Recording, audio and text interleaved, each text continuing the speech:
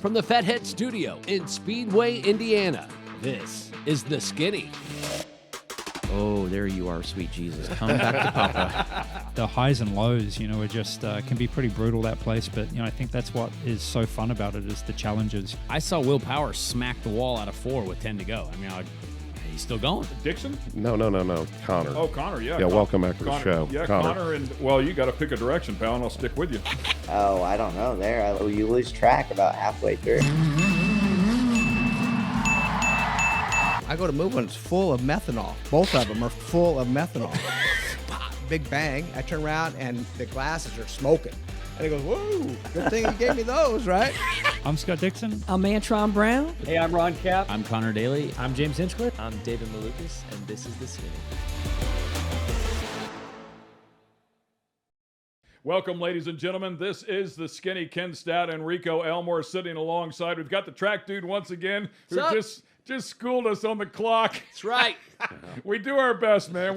Time. Michael Young over there just is emphatic about us telling time, and we tend to struggle with it. So stick with us. We'll try to nail this one. We have a young gun on the show with us here today. It's great to get the crop of rookies that are in here and find out what it's like to join IndyCar and their first taste at the big leagues, of course. And this particular week, we have David Malukas, who is with us. His parents have their own unique story, and hopefully we'll be able to get them on at another date because their story alone is certainly worthy of it. But in the meantime, we are very pleased to have you in the studio with us. Congrats, young man. You've had a great run through Indy Lights, now up into IndyCar, and fresh off your best effort of the year. Yeah, thank you. Thank you for having me. This is a very nice setup you guys have here. And yeah, you're making me look really good. The mic sounds good. I love it here. It's great. You made it easy for us. An exciting year for you, man.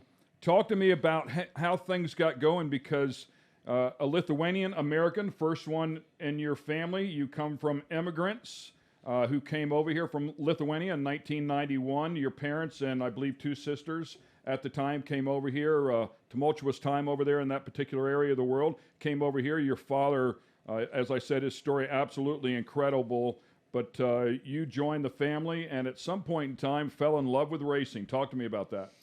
Yeah, so my parents, obviously, they were, honestly, both of them, they were kind of in motorsport, especially my dad. He loved everything about it. But in the Soviet Union, he never had the opportunity to do anything like that. So when the Soviet Union collapsed and he came over to the U.S., he built this great trucking company. Summing it up very short, it was a lot of hard work and a lot of hard times. But through that, and he wanted to kind of live his dream of racing through me. And so he threw me into go-karts. And it mainly started because I was the only boy in the family and all sisters. So growing up, they definitely abused me. They painted my nails, and made me play with dolls. So my dad looked at me. He's like, "No, you need to go be a man. Like, we need to do some manly sports."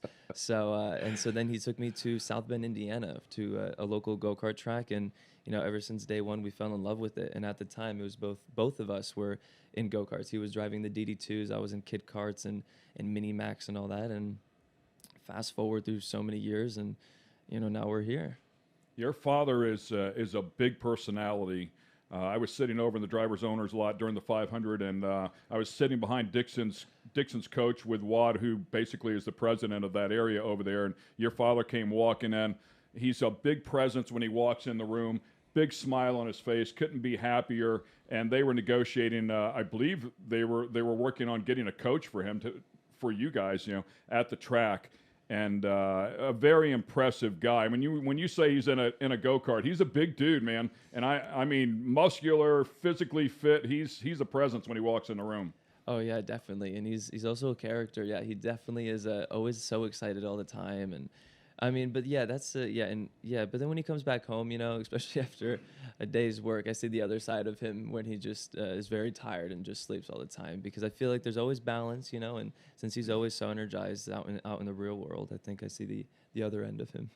I was reading a little bit on him, and he came over here, went to work for a trucking company, bought his first truck cash, and now has a trucking company in excess of 500 vehicles. But the early days they came over here, they said they were only allowed to buy meat, I think, certain days of the week, and you had to be at the store at 6 a.m.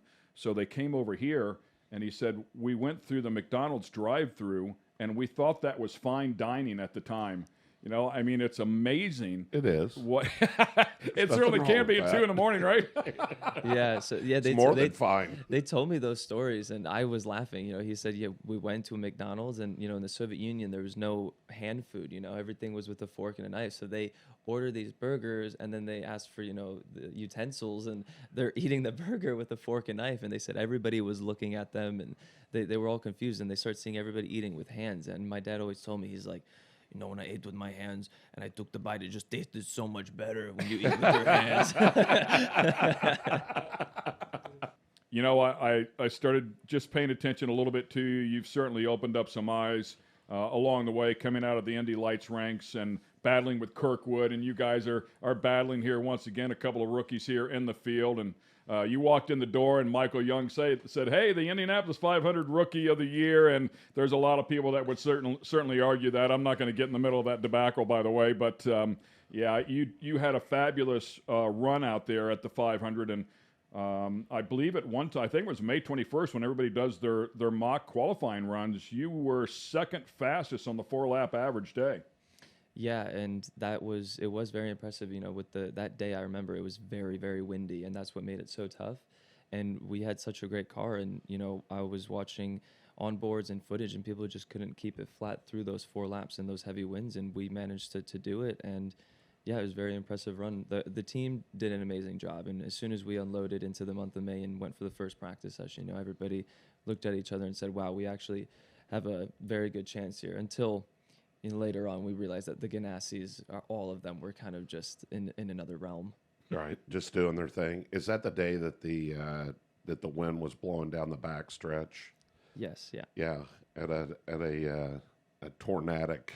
It was pace. vicious. It was so violent that you just feel like you need to warn the driver, like, man, there's some stuff going on out here, dude. Yeah, no, Ross, my engineer, he was always reminding me, like, hey, just remember, it is very windy out there, and just be safe, you know, be careful. And you know, there was definitely many moments, especially to that day, you know, when it's I had to stay flat, and I could just feel my foot on the throttle pedal just shaking, and my brain's just saying, like, lift, and I'm like, no, we can do it, it's fine. And it's just because as soon as you enter the corner, that's when it feels all light and feathery, but once you make it halfway through, then it would plan and be fine. Like 3 entry, right? Yes, was where the wind was cutting across you, right? Exactly. You were cutting across that, right? Oh, David Malukas has joined us here on The Skinny. We'll take a quick break, and we'll be right back with more. I was in Indy Lights in 2019, so we did race the Freedom 100 in 2019. Okay. However, my race was just short because it lasted 2 laps, and then I was in the wall. The Skinny is brought to you by Toyota. Toyota, let's go places. Fatheads Eyewear. Fatheads Eyewear, hardcore since '04. And General Tire. General Tire delivers. Welcome back to The Skinny. Young gun for Dale Coyne Racing. David Malukas is with us, and just finished talking about a little bit about the Indianapolis 500, at least the practice days, pre-qualifying days, and rightfully so. He did a fabulous job. Highest finishing rookie of the race. I believe it was 16th, but you certainly showed speed throughout the course of that the 2 weeks leading up to the event, and rightfully so. Your teammate has won that thing twice. How big a help was Sato?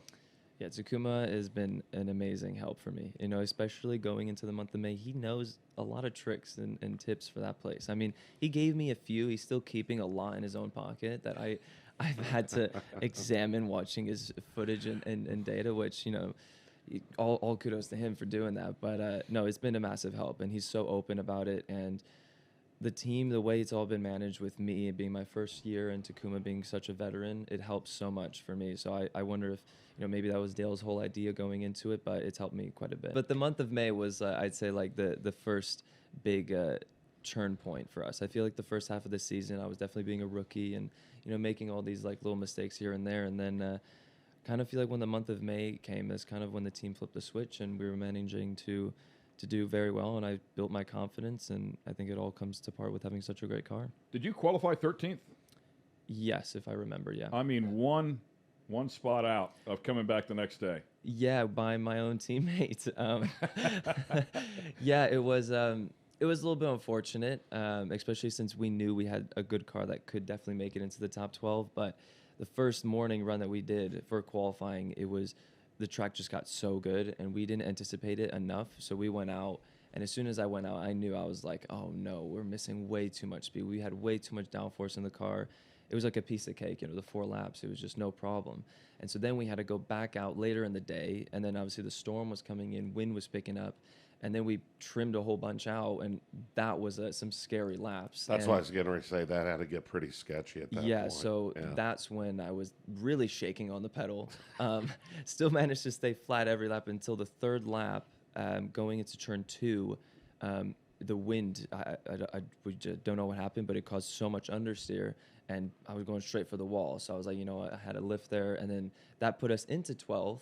But then Takuma went back out, which our average was still quicker than his. But then on that same lap 3, turn 2, he stayed flat and tapped the wall, and just barely tapped it. And so when I saw that, I was like, you know what? He deserves it. He tapped that wall. You can have that one, dude. Yeah, he tapped the wall and continued to stay flat and still did another lap and finished it. So I was like, you know what? Kudos to him. He deserves it. So yeah, we did get bumped a little bit by the teammate, but it's Takuma, and he's obviously won there multiple times. He has talent there. So I was just happy that I was within a close range of him. Yeah, and 2020, again, spotting for Dixon, and of course Takuma was, he won that race. And he was in front of us, and I had watched him come through 3 a number of times where he actually had to lift during the race because the car was so tight down there. That or he missed his entry. I don't know what caused it, but I mean, physical lift off the throttle to keep from hitting the wall.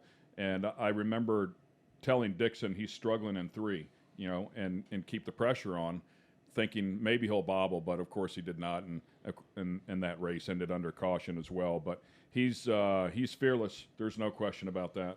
Yeah, no, he definitely goes strongly on as saying the no attack, no chance. So he definitely attacks.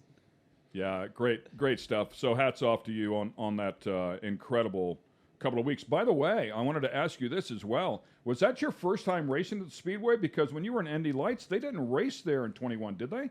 Didn't race in 21, but I was in Indy Lights in 2019. So we did race the Freedom 100, in 2019. Okay. However, my race was just short because it lasted 2 laps, and then I was in the wall. so you got that out of the way. Yeah, definitely got that. Yeah. Hence the lift in turn 2 with the big car. Exactly. Yeah. So a lot of action in turn 2. Yeah, especially in that race, turn 2 was the tough one. So what happened to you in 19?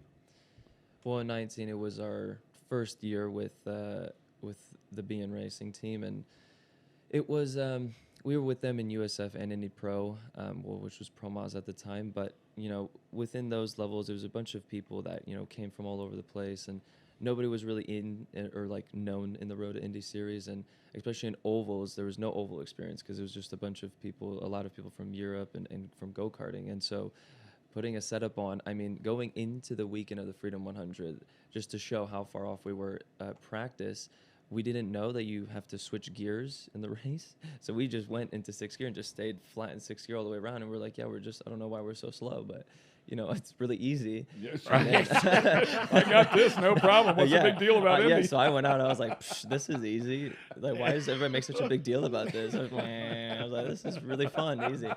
But we were just so slow, and I was like, I don't know. But yeah, once we figured out that we had, shift gears, and then we went into the race, and we made a big change with the car. And so when I went out on the 2nd lap, as soon as I turned in, the rear just snapped immediately, and that was it. So it was just. Was it you and Wyndham that got into yes, that? Yeah, okay. That was pretty scary. I do remember that. Wyndham had a hell of a weekend that weekend. He crashed about 3 times. 3 cars. Yep. Yeah, because he did the little 5. And not all, exactly. Not all at the Speedway. Little 5, and then of course the Speedway, and then I think at IRP as well. I believe so as well. Yeah, yes. 3 violent crashes. Big ones. Yeah, it was scary watching. I unfortunately took him with mine. Yeah. No, it was. You were the hat trick, the trifecta. Yeah, it was bad. And he obviously went on top of me, which at the time we didn't have the halo, so it was. It's pretty scary. His car was right here, and he actually tapped my helmet. There was rubber marks all over my helmet. So it was definitely a scary one, but yeah. I mean, when you think about that in a game of inches, I mean, maybe a game of half inches, you've got a tire on your helmet. You can't move. Your head's not moving inside of that car and any more force, and you're in big trouble. And that's just it. So I was over there, of course, I know Chris very well with, the open wheel ranks and stuff like that, sprint car midget and things. But, I was out there, we were watching, make laps, and that happened. And I mean, it's one of those, it's kind of like when Dixon, the big wreck, coming out of 2, right? Or he was coming out of 1. Yeah. Coming out of he 1. He got caught up. With Jay, I think. Right, but, Jay Howard. But, it's one of those things when these guys, it's like you kind of hold your breath a little bit. I can only imagine what it is in the car. But Dixon kind of explains that, and or for mom and dad, right, looking on. Mom and dad, put you through it, and got you to where you are. But pretty amazing stuff, getting from where you were, then to the Indy 500. It's great to hear some of the thoughts here from one of the young guns in the series that's having some really solid success here in 2022. We're going to hear more. Stay with us. We'll be right back. Chaos. I mean, like 4 wide, 5 wide, dive bombing, everybody just coming into the final line. And I remember it just created like the best racing.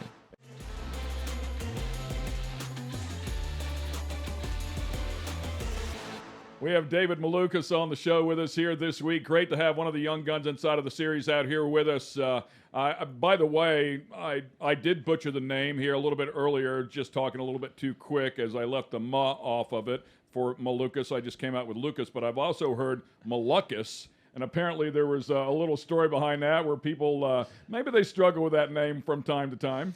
Yeah, there's Malukas and there's Mucus. It's there's a couple ones, but I always just run through with it. But yeah, I can't remember when the first time I heard Mucus, but that's kind of been my favorite, and I kind of just run with it. This is quite fun. Don't attach yourself to it. It'll be a nickname on the side of your car from one of the crew members if you're not careful.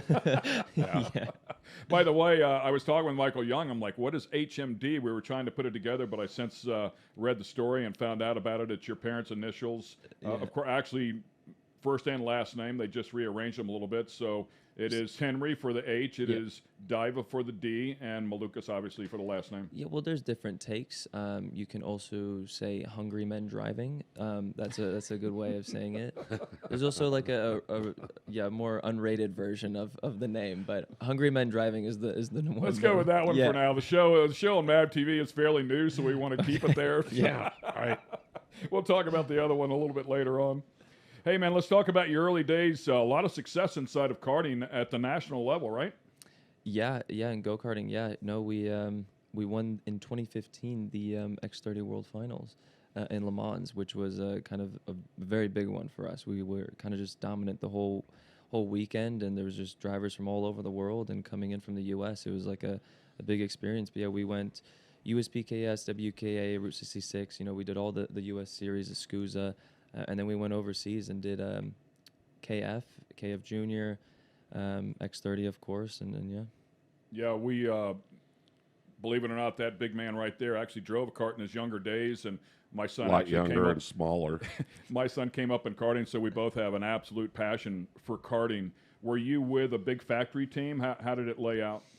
So I started off in kid karts and stuff. We just went with Burrell MRP, and then we ended up getting a factory drive with Top Kart. And so in the U.S. series, we ended up being with Top Kart for a few years, and then fast forwarding through time, we ended up with Comp Kart, and that's kind of towards the end of my go karting career. I was with Comp Kart, and then a few years passed, already an open wheel, and then we decided to come back for the Supernats in Vegas, and I did that with Burrell ART.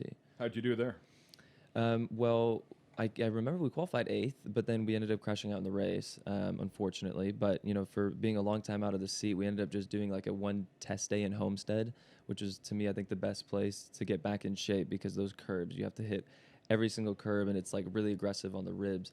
So we just did a one-day test, went to Vegas, and we managed to qualify 8th, which to me was like very impressive since, I was out of a kart for such a long time. It's hard to relate to the people at home if you've not been part of it, how brutally competitive that level of motorsports is. Yeah, no, it's. I mean, a lot of drivers from the IndyCar field or just any racing field have come from karting, you know, and it's just because of that's where you can get the most learning experience and racing wise, especially. And you also get so much track time in karting. You know, I remember we would do 3 different classes, and let alone the sessions were short, but I remember we'd go from one cart, do the session, come back in, hop in the next cart, come back in, hop in the next cart, and do these 3 different races. And each one had its own different style of driving. And like I remember Yamaha's was always like very like close racing and low RPM, and you really had to like time your runs. And to me, any oval racing that we've been doing this season, it reminded me a lot of like the Yamaha days, everybody being close and timing runs. And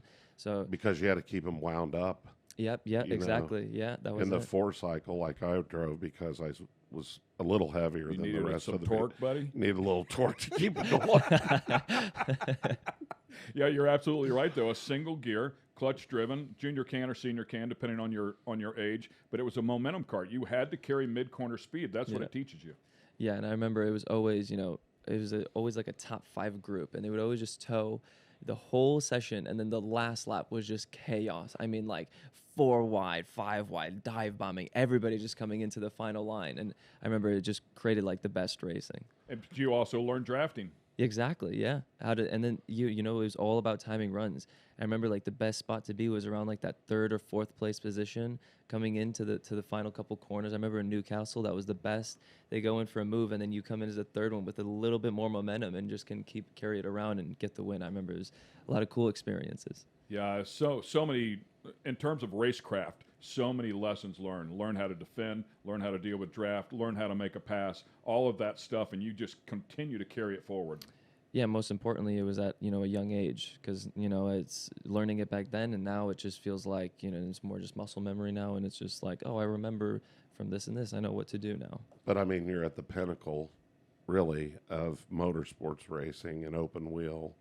You know, F1's a different. IndyCar is amazing with what they got and what they're doing, and you're thinking back about karting. You're thinking about it, carrying the speed and what you learned then, and I think that's awesome. Yeah, you know, it definitely shows. You know, I think if you were to compare any driver that, you know, went straight to open wheel and skipped the karting, you know, I feel like you're going to see some massive differences there, because I think karting is very important for any driver wanting to come up. You learn so many things that you can't really learn anywhere else. Yeah, the one thing you don't learn, though, is oval track racing. yeah, that is true. Yeah, oval racing. I mean, my ovals have been short. You know, it's only been in the Road to Indy series. I've only done, you know, an Indy Pro, Indy Lights. I've done, you know, a few here and there, whatever we have in the season. But you know, I've grown to, I've realized that ovals are a lot of fun as long as you have a good car. If the car isn't great, it's going to be a long race. That's what I've learned. Good lessons for sure. Once again, David Malukas has joined us here on The Skinny. We'll take a quick break here and find out more about this young man.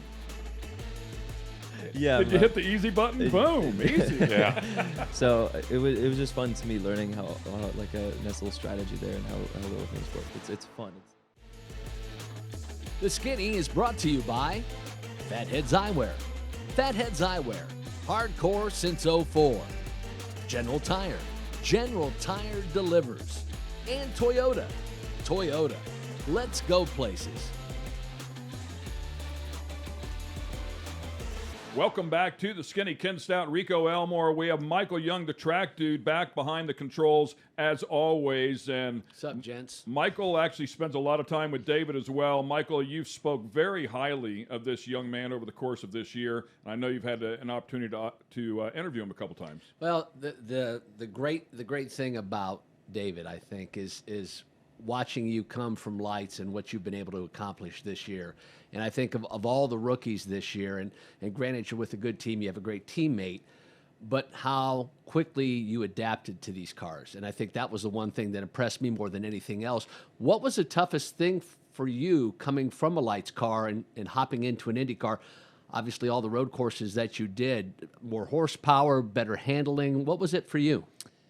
Oh boy, I'd say there was 2 main big things that caught me off guard. And the main one was pit stops, which I really struggled in the beginning of the season. You know, we never do pit stops in Indy Lights, and throughout all my whole racing career, I've never done anything with pit stops. So that was kind of the the one hard thing to get across. And then in the races, you know, it's the first time to be in such a long race while doing these pit stops and having all these different strategies. So, you know, there's many little things that you just learn over time with the fuel saving and saving tires. You know, hey, well, the way the team likes to describe it is use tokens, right? So every set of tires has a certain amount of tokens. So let's say you want to make a move on somebody. How many tokens is it going to take? You know, if it's going to be too many tokens, it's going to hurt your tires by the end of the run, then maybe making the pass isn't worth it. And it's kind of learning these things that, you know, just comes through time, learning how the tires are and how many tokens I really have in a set, which, you know, in Iowa on the second race, I was able to perform a lot better because after race one, I kind of knew how many tokens I had left. And it was just other little things, you know, like with fuel saving, right? You know, I thought, oh, I hit my fuel target, will be good. It's enough fuel to make the pit stop. Well, realistically, though, if you're kind of getting stuck behind somebody and you want to save tires, right, don't want to use the tokens, you should try to save as much fuel as possible because it's less plug-in time. And that's just something that's like, it's kind of obvious, but at the same time, it just wasn't really there and nobody really told me. And I just kind of ended up figuring that out myself. So it's just these little things that I've been catching on that still needs a lot of work, but have gained a lot in the beginning of the season. I think that's what's, you know, helping me, you know, kind of get to a better result. Every tiny little aspect of that race, there is no unmeasured move during that race, is basically what you're telling us. Oh yeah, no, everything is so planned, and especially for Iowa being such a short oval, and being so special, and people being on different tire strategies, you know, and having such a big, you know, gap in time with each set. Every lap is either you're making a move or setting up for a move, and you know, it depends how long this move could take. It literally could take about 20 laps, especially at Iowa. 20 laps goes by very quickly in the car, and it will take around 20 laps to set somebody up. And I noticed there's like, to me, it almost kind of felt like a chess game. You know, you have to learn all the strategies. And talking with Pancho would tell me, hey, you know, the guy behind you is running high, you know, block his line. And I was like, oh, well, if Pancho's telling me, I'm pretty sure every other spotter is probably telling their driver the same thing. So, you know, let's say I was getting up on Herta or Daly, and I was running the high line, which my normal line was running low on the exit. So I ran the high line, and all of a sudden I see them, you know, start blocking my line. I'm like, okay. I do that for another 2 laps, and then the third lap, as soon as I knew I had a bit of a run, I went low, and which for them was unexpected because I was running the high line. So I got the move done, and I made a little chuckle, and I was like, you know, this quite funny. Inside the helmet, a little chuckle. Yeah. Did you hit the easy button? Boom, easy. Yeah. So it was just fun to me learning how like a nice little strategy there and how little things work. It's fun. It's like I said, when you play a chess match, you know, you put somebody in a trap and you can get the move done. It's just that satisfying feeling. Yeah, and let's clarify, whenever you say Pancho, you were talking about the Pancho Carter, a wealth of experience, of course, so much seat time in one of these things. What's it like to have Pancho in your ear? Because he's a no-nonsense guy. Yeah, no, he's definitely the no BS guy. You know, being a rookie, it's perfect for me. You know, if I make some move that's overly ambitious, he'll make sure to tell me very clearly. He'll be, okay, inside, where are you going? What are you doing? That's stupid. Don't do that again. Don't do that again. I love it. And it's great. Or if, you know, let's say there was an opportunity, a missed opportunity that was so clear and so open, I didn't take it. He would be like, you should have took that, but okay. He's still outside, so is it intimidating sometimes having him in your ear? It was in the beginning. I'd say for Texas and even the month of May, you know, because it is the Indy 500, and for me it was all new experience. And having Pancho in my ear was, I'd say, a little bit intimidating. But you know, I've gotten much more comfortable, especially being a whole month with him. And now going into Iowa, I feel very comfortable, and I really like it. For a rookie, it's like he puts me in my place. You know, you came up through the ladder, F2000, Pro 2000. You had some success there, not a threat necessarily for the championship. Then 2020 comes along. They do away with Indy Lights, and you ran Formula Regional Americas Championship, and had a lot of success there. 2 wins, 15 podiums, and then you jump back into Indy Lights in 2021, and you nearly win that championship. 5 wins. And you don't win the championship. You miss it by just 13 points. But 5 wins, 16 podiums. I can't believe that you had that much success and didn't win the championship. Of course, Kyle Kirkwood did grab that win. But my question is, the Formula Regional Americas Championship, did that change something for you? Because you came into the next year into Lights aggressive and ready to succeed. Well, you know, with USF and Indy Pro and even the first year of Indy Lights was with BN Racing, was with that new team of many new people. But also for me, our whole strategy was to move up as quickly as possible. You know, we didn't really care much for the championships early on, and I just wanted to quickly go up in ranks and be compared to people of a higher level of me, just so I can mature more quicker. And you know, I was always the youngest on the field going through there, and you know, at the time I was also racing with Askew, you know, and just being, you know, with these people that I looked as veterans at the time. I was like, you know, they've been here for a lot longer, they have a lot more knowledge than me. I can, you know, compete with them a bit better. And then, you know, going into 2020, we had HMD Motorsports for Indy Lights, which was already a lot better. We did have one practice session that season before the whole COVID deal happened, and we put it on pole for that practice going into St. Pete.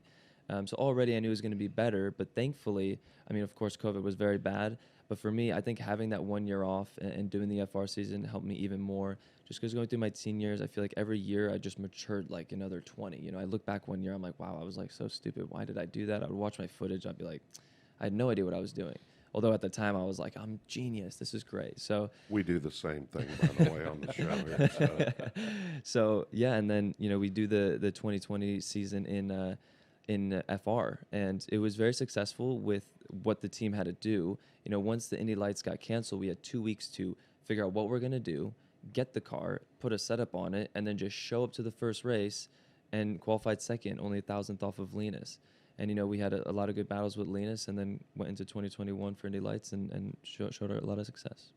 Great stuff for sure. He's only 20 years old and already showing he certainly has the potential to run with the leaders out here in IndyCar. We'll learn more about him in just a moment.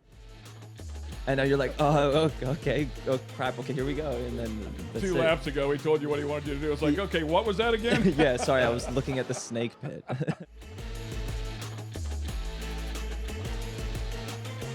Welcome back to the Skinny. David Malukas with Dale Coyne Racing and HMD has joined us here today. Just 20 years old, goes to Toronto and finds himself into the top 6 for the second time of the season, qualified 5th. Oh my goodness. One of the toughest tracks on the course, the street course, of course, very bumpy. You have to have full commitment. You're tinkering with the wall the entire time, and you show up with your best qualifying effort of the year. Yeah, it was good. It was a very good weekend. You know, we came in, we unloaded, and I'd say the car was, you know, we went into practice and I pushed, you know, very hard as much as we could. I think we were around like 18th or 17th, and the car wasn't really perfect, and the team just did an amazing job that with the short sessions that we have, just 2 practices, and then going into qualifying, we managed to find a lot of time with the car, which I will say it is maybe a little bit partly due to the change that they added, the longer first practice session. Which I know a lot of veterans don't like, but for me being a rookie, I get that extra set of tire. So for me, it's great. You know, all the veterans are sitting and waiting in pit lane while I'm out there learning the track. You know, of course, I'm cleaning the track a little bit for them. You're welcome. But at the same time, I am just getting that much more experience, especially with a place like Toronto, which we haven't been for so many years. The track changed a lot with many different bumps and potholes and so forth. But going to qualifying, yeah, the team did an amazing job. We made it into the second segment and even into the Fast Six. And every single session that we went into, we just went the right direction with the setup on all the brakes that we had. And so going into the Fast Six, we had a Fast Six worthy car. Very complex course, very tricky. I mean, even listening to James Hinchcliffe on the broadcast, and he's had a lot of success there, he will say that is one of the toughest places to go racing. You put it together, clearly not intimidated by the car or the course. Where does that come from, that you're comfortable on a street course? Well, I think it just shows from the success that we've had going from the second half of the season. You know, Detroit, Detroit was also, I thought, very tough, and you know, we made it into the Fast Six there as well. And I think we just have a very good street course car. So going into Toronto, I knew that we have a chance to do it again. And yeah, you know, they've given me a great car that I can push 110%, show everything that I can give it, and be so confident enough to be, you know, scraping walls. I mean, I think 2 out of the 3 sets we used, I actually scraped the walls on 2 of them. You know, the IndyCar can take it, though. You can definitely tap some walls. It's fine. But it just shows you how incredible this sport is, and how just everybody is just so competitive and just so good. I mean, in qualifying, I am far more exhausted than after the race. You know, although it's so short, that 1 lap, I am pushing all, like, as hard as you can. You're about to hit every single wall, and that will just barely make it in. You know, if you don't push one corner, you're like, ooh, I was a little bit low there. Oh yeah, we didn't make the group, and we're also like last in group. Do you breathe?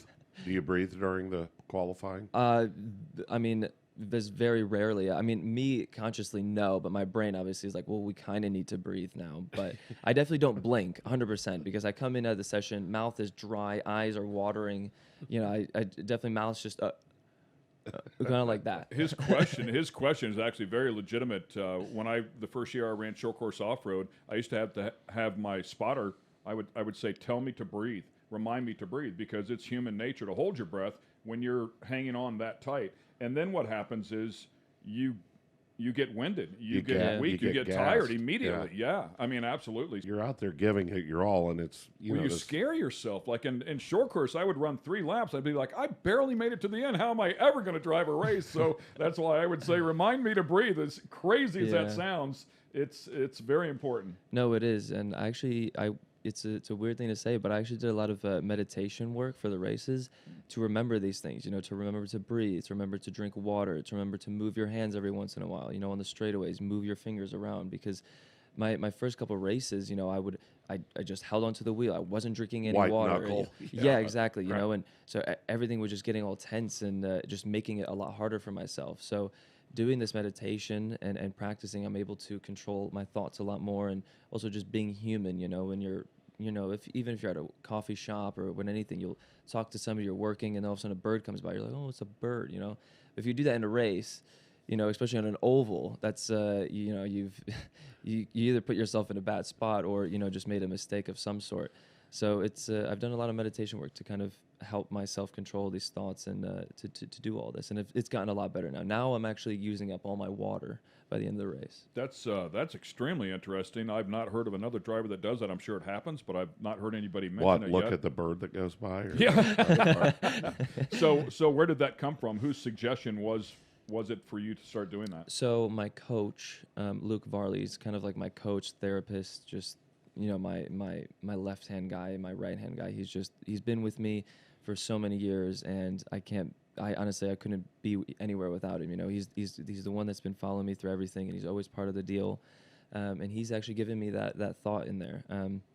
Especially, you know, he always helps me. You know, if we have a bad race or a tough time, I usually tend to beat myself up for it, and he helps me get through it. I mean, there's some moments, especially through the 2019 Indy Light season. I mean, we're like wrestling each other in the back of the trailer, you know, like screaming at each other, and then cry it out in the end. But we've gone through a lot, ups and downs, and he's the one that gave me that thought. It's definitely I'd say different mindset and a different way of approaching something, but I think it works. Wow. So you have absolutely noticed a difference then. Oh yeah, 100%. Yeah, I mean, just even controlling your thoughts. You know, even if you're trying to focus on something, it's normal that, you know, a random thought will come by, like, what am I gonna have for dinner? Oh, I'm so excited to have a cheeseburger with French fries. But you know, it's normal. But Sounds I feel like like me. but I was meditating. just thinking about that just a minute ago. But having the meditation, I feel like I've been able to catch on that I'm losing focus, and I can quickly put that thought away and go back to what I was trying to do. Yeah, exciting stuff, and it's great to hear it from someone of your stature that is coming in and trying to. I mean, you're drinking through a fire hose. You're trying to grasp everything that's coming at you. Everything's brand new. The car, a lot of the tracks, and then trying to slow your mind down to capture all that. Yeah, no, it is a lot, and but thankfully, you know, Luke's given me that idea, and we've managed to work with it very well. Michael? Well, I just had a quick question. We're talking about distractions. Your first Indianapolis 500, and during those cautions, was there ever anything that you picked up on that you're like, oh, there's hot dogs, or I smell a hamburger, that your mind kind of drifted during a caution session? Yeah, so it's always the first lap, you know, it's always like, oh, thank God, a yellow, I can relax, you know, you move the hands, you put the fuel map in map 8, and you chug the water and blink and cry and everything, get your snot out the way. Music. Yeah, you know. Change the music in your headphones. Yeah, exactly. And then, you know, and Pancho's not telling me that I'm doing bad things anymore, so it's great. I get the one lap off, and then but then the second lap, yeah, you start noticing things. You know, I was actually looking at the snake pit. I was like, wow, they're like crazy over there. And you're just looking at the fans, and it's just like, wow, it's like so colorful, like so many different people, and just wearing all these different shirts and everything. But you notice so many different things, and like I remember seeing like a I don't know if it was like a paper bag or something, and it really was just distracting me. But yeah, it was waving around majestically in the wind exactly. as you're driving. But time flies by, and the next thing you know, it's like, okay, we're going green this lap, and you didn't listen to anything he just said strategy-wise. And now you're like, oh, okay, oh, crap, okay, here we go. And then that's 2 laps ago, he told you what he wanted you to do. It's like, okay, what was that again? Yeah, sorry, I was looking at the snake pit. Some great insight from one of the young guns here in the IndyCar series, David Malukas. We'll be right back. I've never had so much pressure put on me.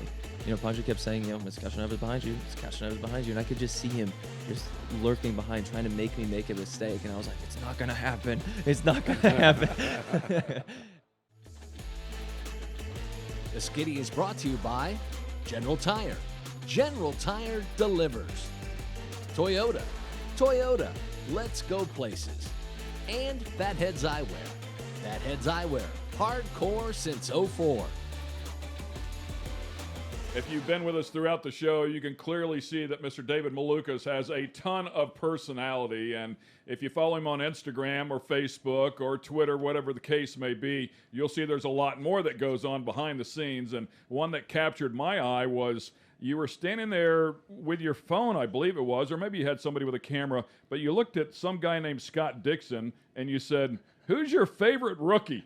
I had to put him on the spot, because he is my favorite driver. I've grown up watching him. I remember watching him on the TV and then riding around on my little hoverboard in the living room, and my mom screaming at me. I'm like hitting pots and everything, and just pretending that I'm in the race with him. And then, in real life, I'm actually going side by side with him a couple of times. So it's a cool experience. But yeah, I asked him many different questions, but I was so nervous for that interview. First of all, it's very tough to ask questions. I've never done that before, so that was all new to me. And then the first time I do it, they put me with Scott Dixon, and then they said, "Do you want to do it?" And I said, and then before I could even have an answer, they're like, "Yeah, he's ready for you," and he's waving at me, and I'm like, "Okay, here we go." And he knows exactly what you're feeling. I promise you. Yeah. And he says, "How are you doing?" I'm like, "Yeah, just been better. I'm really nervous." And I remember. Yeah, I had a little mic, and I had to try my hardest to not shake my hand like crazy because I was so nervous. And then they just ran with it. And I didn't know what to ask him. My first couple of questions, I didn't ask that rookie question was actually probably one of the last ones, one of the better questions. But at first, I didn't know what to ask, so I said, "Okay, we're here with Scott Dixon. What do you have for breakfast?" I didn't know what to ask him, and. But yeah, no, it was a good experience. By the end, I started to ask him a bit better questions, and and then thankfully he said the number 18 was his favorite rookie. So. He's a little intimidating. I'm not sure. Yeah, he is. I'm like freaking out, being nervous over there, and he's just looking at me with a smile, like, yeah, it's all good. He sees you sitting there sweating, man. He's like, "Yeah, just sit right there, pal. Go ahead." So I've known him a number of years, and an unbelievable, great person, one of the faves. And he came in to do the show with us, him and Robbie Fast, and in typical Dixon, as soon as it turned on, it was on. Oh yeah, and it was on the stories, and I mean it was amazing. So such a pro. He's exactly right, and intimidating for us too. I mean, Scott Dixon's coming in. It's like, oh my God, are you kidding me? And this is the top of the heap, right? And then like you said, he comes in and he's very quiet.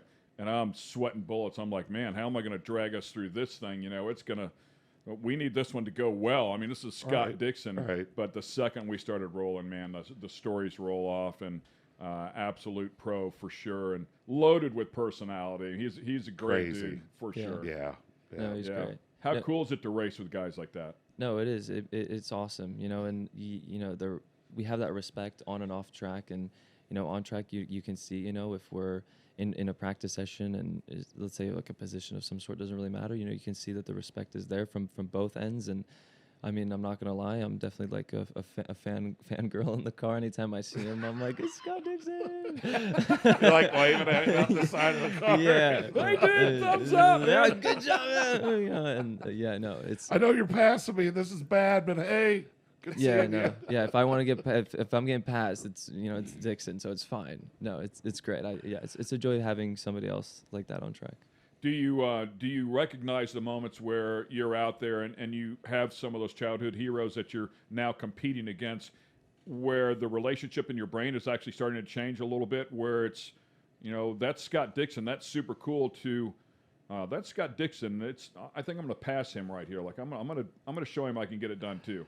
Well, yeah. So, I mean, there's definitely moments, where it's, we're on different tire strategies, and let's say at Iowa, I had to go for a pass on him. But anytime, I'd say, like at the beginning of a race, and we're near each other, the main people that I've learned so much from was Dixon, Power, and Castro Neves. And being behind them at an early point of the race, you can see how much their line changes to continue to have a lot of speed lap per lap, but also just save so much fuel. I remember Will Power helped so much at Barber. Like he passed me, and I was like, oh damn it, I got passed. But then I followed him, and I was like, wow, this is the best thing that could have ever happened to me. He was teaching me so many things just following him, and how he was diving in so early in the corners and running it really wide to just carry the momentum, but save that much more fuel. And then Ross is on the radio like, wow, you're doing so good on fuel save. I'm like, I know, I'm just cupping power. I'm like, this is great. And saving tires when you're running that wider arc, right? Yeah, exactly. So it's just, less work on the tire. But yeah, no, so I learned so much from these veterans. It's been very helpful, but it's just stressful when they're behind you. Castro Neves was behind me for a whole stint in the Indy 500. I was I've never had so much pressure put on me. Pancho kept saying, it's Castro Neves behind you, it's Castro Neves behind you. And I could just see him just lurking behind, trying to make me make a mistake. And I was like, it's not going to happen. It's not going to happen. And thankfully, I survived this stint. Yeah, I've had drivers fire off whenever you tell them that two or three times. Some of the veterans, you'll say somebody's back there a couple of times, and after a while, they get frustrated. They'll say, I don't give a damn who's back there. One of those situations. Yeah. And I guess that's kind of another way to rephrase that question to you was, are you feeling a need? Is there a certain point where you feel a need to let those guys know, hey man, I belong out here. I'm good enough to compete out here with you? Yeah, I mean, I think that's kind of already come and shown. I remember in St. Pete, or the first couple of races of the season, there wasn't much respect for me, and like in qualifying, everybody makes a gap, and they see each other, and they'd be like, okay, I'll make a gap for you. And then when it came to me, so everybody just would pass me and not really make a gap. Be like, let's just bully this kid, like who is this? But I've already realized that later throughout the season that now people are starting to show that respect on track and create gaps, and I've made many new friends on and off the track, so it's been very good. David Malukas with us here once again on the Skinny. We love having these young guys on to see their perspective as they learn the craft, deal with the absolute best in the business out there in IndyCar. You have a bright future, young man, for sure. You have a great personality. You're right where you belong. We appreciate you taking the time, coming in here and spending it with us. And that is the Skinny on David Malukas. Keep your eyes on the number 18 car. Hope you enjoyed the show.